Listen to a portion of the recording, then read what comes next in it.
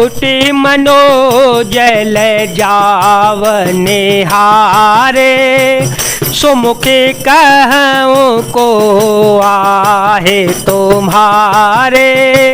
सुन स्नेह मय मंजुल बाने, सकुच सिय मन महो मुस्काने। ते नहीं बिलो की बिलो कते धरनी, ते नहीं बिलो की बिलो कते धरनी। दोह सकोच सकोचित बर बरनी, सकुचे सप्रेम बाल मृग नयने। बोले मधुर बचन पे कबयने। हे सुमुखी, कहो तो अपनी सुंदरता से करोड़ों कामदेवों को लजाने वाले ये तुम्हारे कौन हैं? इनकी ऐसी प्रेममयी सुंदर वाणी सुनकर सीता जी सकचा गईं और मन ही मन मुस्कुराई। उत्तम गौर वर्ण वाली सीता जी उनको देखकर संकोच बस पृथ्वी की ओर देखती हैं। वे दोनों ओर से संकोच से सकचा रही हैं, अर्थात न बताने में ग्राम की स्त्रियों को दुख होने का संकोच है और बताने में लज्जा रूप संकोच। हिरण के बच्चे के सुदृश्य नेत्र वाली और कोकिला की सी बाणी वाली सीता जी सकचाकर प्रेम सहित मधुर वचन बोली। सहज शोभाय शोभगतन गोरे, सहज शोभाय शोभगतन गोरे। नामो लखनो लघु देवर मोरे, नामो लखनो लघु देवर मोरे।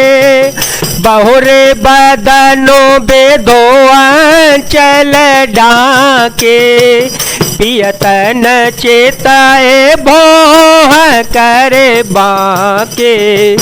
खंजन मंजू तेरी छे नयन ने, निज पते काहे होते नए से असायन ने। भई मोदित सब ग्राम बधोटे, रंक राय रासे जनो लोटे।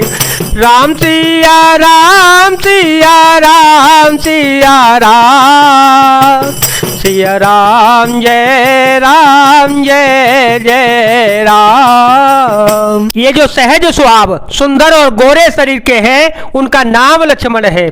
ये मेरे छोटे देवर हैं। फिर सीता जी ने लज्जावश अपने चंद्रमुख को आंचल से ढककर और प्रियतम श्री राम जी की ओर निहार कर भौहें टेढ़ी करके खंजन पक्षी के से सुंदर नेत्रों को तिरछा करके सीता जी ने इशारे से उन्हें कहा कि श्री राम जी मेरे पति हैं। यह जानकर गांव की सब युवतियां स्त्रियां इस प्रकार आनंदित हो गई मानो कंगालों ने धन की राशियां लूट ली हो। अति प्रेम सिय पाय परे, बहु बेधे दे अशेष। सदा सोहागे ने हो तुम, जब लगे महे अशेष। वे अत्यंत प्रेम से सीता जी के पैरों को पकड़कर बहुत प्रकार से आशीष देती हैं, शुभ कामना करती हैं कि जब तक शेष जी के सिर पर पृथ्वी रहे तब तक तुम्हारा सदा सुहागिन बनी रहो। पार्वती समपति प्रिय हो, पार्वती समपति प्रिय हो। देवी न हम पर छाड़व छो, देवी न हम पर छाड़व छो। पुन पुन बिनय करिय कर जोरी, जो यही मार्ग प्रिय बहोरे। दर्शनु देव जाने निज दासी, लखी सिय सब प्रेम प्यासे। मधुर बचन कहे कहे परे तोसी, जन को मोदिनी को मोदी पोसी। और पार्वती जी के समान अपने पति को प्यारी हो, हे देवी हम पर कृपा न छोड़ना, बनाए रखना। हम बार बार हाथ जोड़कर विनती करती हैं, जिसमें आप फिर इसी रास्ते से लौटें और हमें अपनी दासी जानकर दर्शन दे दें। सीता जी ने उन सबको प्रेम की प्यासी देखा और मधुर वचन कह कर उनका भली भांत संतोष किया, मानो चांदनी के कुंदियों को खिलाकर पुष्ट कर दिया हो। तब ही लखन रघुबर रोक जानी, पूछे ओम गोलो गहे मृदुबानी। सुनत नारे नर भये दोखारे, पुलकित गात बिलोचन बारे। मिटा मोदु मन भये मलिने, मिटा मोदु मन भये मलिने। बिदने दे दीन ले तजनो छीने, समुझे करम गते धीर जो कीना। शोधे सो गम गोते न कहे दीना। मंगल भवन मंगल हारी, द्रव हो सो दशरथ अजय रविहारी। उसी समय श्री रामचंद्र जी का रुख जानकर लक्ष्मण जी ने कोमल वाणी से लोगों से रास्ता पूछा।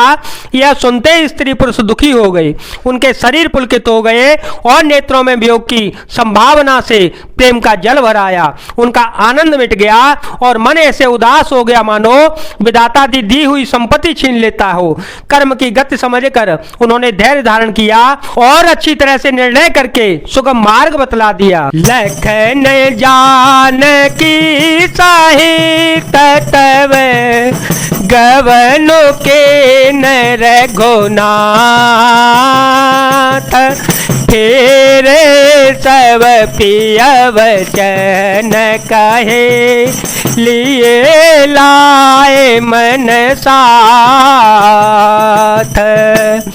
तब लक्ष्मण जी और जानकी जी सहित श्री रघुनाथ जी ने गमन किया और सब लोगों को प्रिय वचन कहकर लौटाया, किंतु उनके मनों को अपने साथ ही लगा लिया। फिर नारी नरयति पछिताही, फिर नारी नरयति पछिताही। दयहि दोषो देहि मन माही, दयहि दोषो देहि मन माही। सहित विषाद परस पर कहीं, विधि कर तब उलटे सवयहि। निपट निरंकुश निठुर निशंको, निपट निरंकुश निठुर निशंको। जैसा कीन सरोज सकलंको, रुख कलपतरो सागरो खारा। रुख कलपतरो सागरो खारा। तेह पठाए बन राज कुमारा। मंगल भवन मंगल हारी, द्रव हो तो दशरथ अजय रविहारी। लौटते हुए स्त्री पुरुष बहुत ही पछताते हैं और मन ही मन देव को दोष देते हैं। परस्पर बड़े ही विषाद के साथ कहते हैं कि विधाता के सभी काम उल्टे हैं। वह विधाता बिल्कुल निरंकुश, स्वतंत्र, निर्दय और निडर है, जिसने चंद्रमा को रोगी, घटने वाला और कलंक को बनाया, कल वृक्ष को पेड़ और समुद्र को खारा बनाया। उसी ने इन राजकुमार को वन में भेज दिया। जो पे नहीं दीन बन बासु, जो पे नहीं दीन बन बासु। किन बादे विधि भोग बेलासो एह बेचारा हे मग बेनो पद त्राना एह बेचारा हे मग बेनो पद त्राना रचे बादे विधि वाहन नाना एह मही पराही डासे को सपाता सुबग से जगत सृजत विधाता तरबर बास नहीं बेदे देना धवल धाम रचे रचे श्रम के ना मंगल भवन मंगल हारी द्रव हो तो दशरथ अजय रविहारी। जब विधाता ने इनको वनवास दिया है तब उसने भोग विलास व्यर्थ ही बनाए। जब ये बिना जूते के नंगे ही पैरों रास्ते में चल रहे हैं तब विधाता अनेकों वाहन सवारियां व्यर्थ ही रच रहा है। जब ये कुश और पत्ते बिछाकर जमीन पर ही पड़े रहते हैं तब विधाता सुंदर सेज पलंग और बिछौने किस लिए बनाता है। विधाता ने जब इनको बड़े बड़े पेड़ों के नीचे का निवास दिया तब उज्ज्वल महलों को बना बनाकर उसने व्यर्थ ही परिश्रम किया। जो ये मोने पट धर जटिल सुंदर सोटे सुकुमार बेबेद भाते भूषण बसन बाद किए करतार। जो ये सुंदर और अत्यंत सुकुमार होकर मुनियों के वल्कल वस्त्र पहनते हैं और जटा धारण करते हैं तो फिर करतार विधाता ने भांति भांति के गहने और कपड़े व्यर्थ ही बनाए।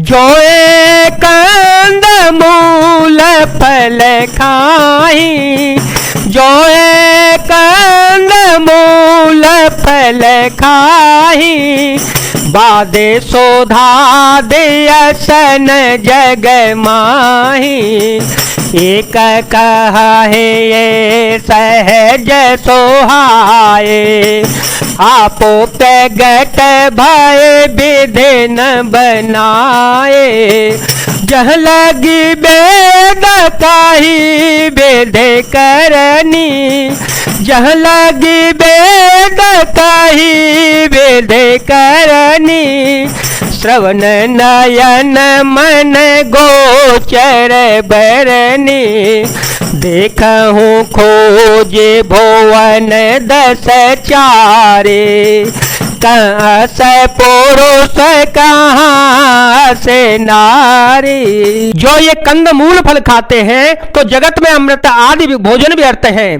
कोई एक कहते हैं ये स्वभाव से ही सुंदर हैं, इनका सौंदर्य माधुर्य नित्य और स्वाभाविक ही ये अपने आप प्रकट हुए हैं, ब्रह्मा के बनाए नहीं हैं। हमारे कानों नेत्रों और मन के द्वारा अनुभव में आने वाली विधाता की करनी को जहाँ तक वेदों ने वर्णन करके कहा है वहाँ तक 14 लोकों में ढूंढ देखो ऐसे पुरुष और ऐसी स्त्री कहाँ होगी, कहीं भी नहीं है। इसी से सिद्ध होता है कि ये विधाता के 14 लोकों से अलग हैं और अपनी महिमा से ही आप निर्मित हुए हैं। नहीं देखे विधि मनो अनुरागा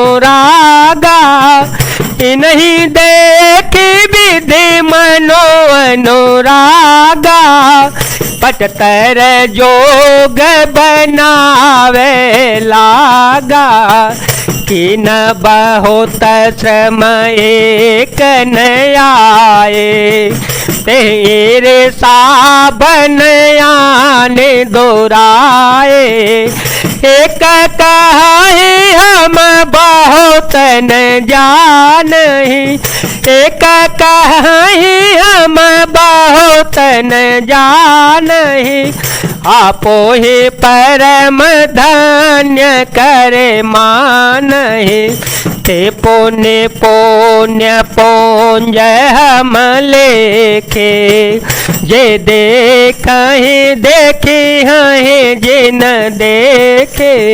इन्हें देख कर विधाता का मन अनुरक्त मुग्ध हो गया। तब वह भी इन्हीं को उपमा के योग्य दूसरे स्त्री पुरुष बनाने लगा। इसने बहुत परिश्रम किया परंतु कोई इसकी अटकल में ही नहीं आए, पूरे नहीं उतरे। इसी ईर्षा के मारे उसने इनको जंगल में लाकर छिपा दिया है। कोई एक कहते हैं हम बहुत नहीं जानते, हाँ अपने को परम धन्य अवश्य मानते हैं जो इनके दर्शन कर रहे हैं, और हमारी समझ से वे भी बड़े पुण्यमान हैं जिन्होंने इनको देखा है, जो देख रहे हैं और जो देखेंगे। यही विधि काहि काहि वचन प्रिय, ले नयन भरने किमि चले हैं मार गय गम, सोटे सुकुमार शरीर। इस प्रकार प्रिय वचन कह कहकर सब नेत्रों में प्रेमाश्रुओं का जल भर लेते हैं और कहते हैं कि अत्यंत सुकुमार शरीर वाले दुर्गम कठिन मार्ग में कैसे चल पाएंगे। जय जय श्री राम, जय वीर हनुमान जी महाराज, जय भोलेनाथ, जय दीनानाथ, जय शिव शंकर।